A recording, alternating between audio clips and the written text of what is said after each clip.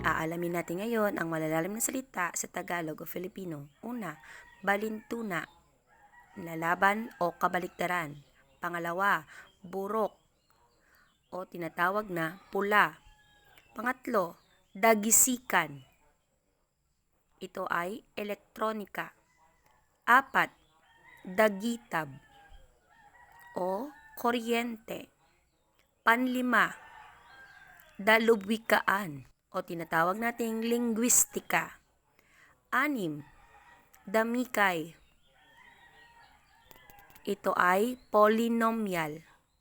Pampito, dantaon o siglo. Pangwalo, alipugha. Ito ay irresponsable. Pansyam, angaw o milyon.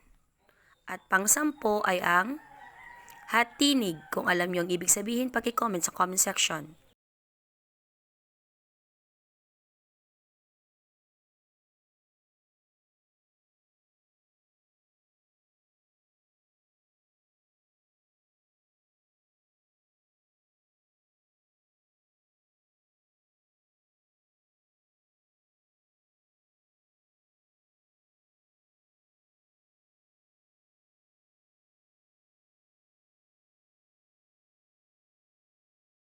At ang pangsampo, anluwagi.